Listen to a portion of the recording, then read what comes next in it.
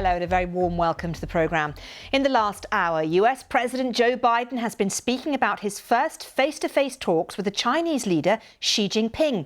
The meeting on the sidelines of the G20 summit comes at a time of heightened tensions between the two countries. Of Mr. Xi, Joe Biden said, "I think we understand each other," and he emphasised the need to avoid misunderstandings. Here's a little of what President Biden had to say. He was clear and I was clear that we'll defend American interests and values, promote universal human rights, and stand up for the international order and work in lockstep with our allies and partners. We're going to compete vigorously, but I'm not looking for conflict. I'm looking to manage this competition responsibly. And I want to make sure that every country abides by the international rules of the road. And we discussed that. The One China policy, our One China policy has not changed. We oppose unilateral change in the status quo by either side, and we're committed to maintaining the peace and stability in the Taiwan Straits. It was also clear that China and the United States should be able to work together where we can to solve global challenges that require every nation to do its part. We discussed Russia's aggression against Ukraine, reaffirmed our shared belief in the threat or the use of nuclear weapons is totally unacceptable. And I asked that Secretary Blinken travel to China to follow up on our discussions and continue keeping the lines of communication open between our two countries. Well, our correspondent Jonathan Head was watching that news conference in Bali and he gave me his reaction. Of course, he described himself being very blunt with Xi Jinping and everything we've seen. He expressed all the concerns, I'd go strong as objections that they have to certain Chinese policies.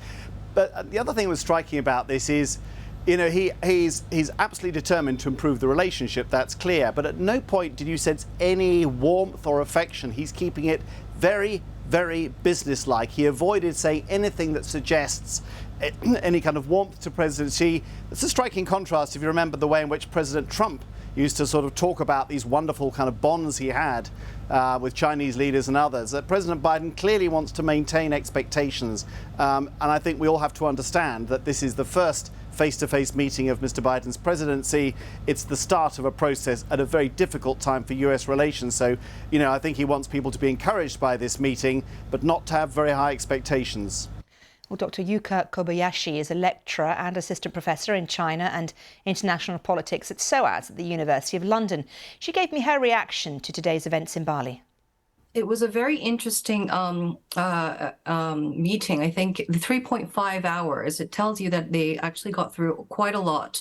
And in a sense, it could be quite positive in the sense that, you know, they had so much to talk about and cover. And it could be also taken as a negative in the sense that there were so many things they needed to hammer out in terms of what were the red lines regarding Taiwan.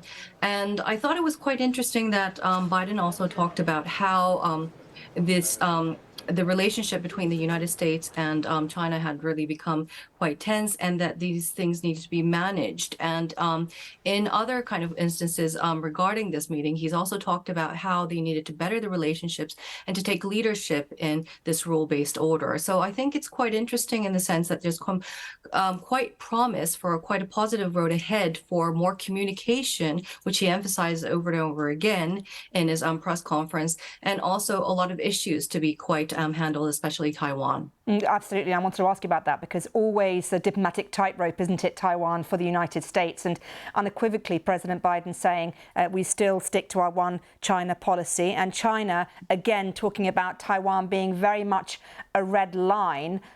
What do you see moving forward in terms of the relationship between these two countries on Taiwan? I think the hidden thing is here, there was a lot of talk about Ukraine, and what's happened in Ukraine and what Russia has done in Ukraine has become a real lesson for China. So although there's a lot of posturing coming from China regarding unification with Taiwan, and especially going into his third term after the meeting last month, we see a much more kind of assertive Xi Jinping, and it really does create tensions. But because Xi has been the sidelines observing what's what's happening in Ukraine with Putin, I think that is a real lesson in the sense that there's a lot of talk and discussions and a lot of military posturing. Whether or not it's going into conflict, I think there's going to be a lot more calculations and strategy. And we've got to bear in mind that, Xi Jinping and Biden actually go way back, even before they took their leadership roles, in the sense that they had a really good working relationship. So I'm quite positive in opening these channels, having this communication between Xi Jinping and Biden would actually lead to more kind of progressive sort of discussion around the issue of Taiwan. And I would actually be a little bit optimistic that there may be some kind of peaceful resolution. So you think, in effect, that looking at what happened to Russia because of what happened in Ukraine is, in effect, putting China off doing anything else? I think it's a big lesson in a sense, right at the beginning, it looked as though Russia was actually quite strong, but we're actually seeing much more deterioration on the Russian front.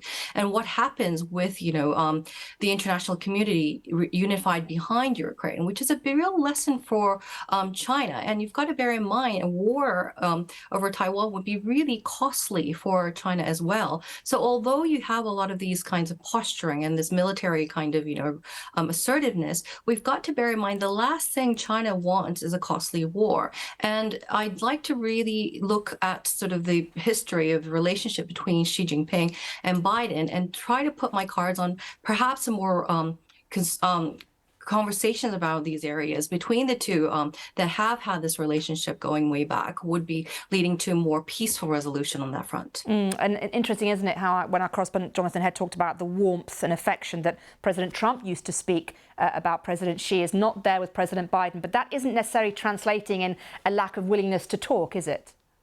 Absolutely. You heard it over and over and in the press conference about communications, sending Blinken over. So there's a lot of promise about dialogue. And I think what you're seeing from Biden is not empty promises, but actually a real concrete plan to manage this conflict and try to resolve it in a peaceful manner, which I hope that they're able to do going forward.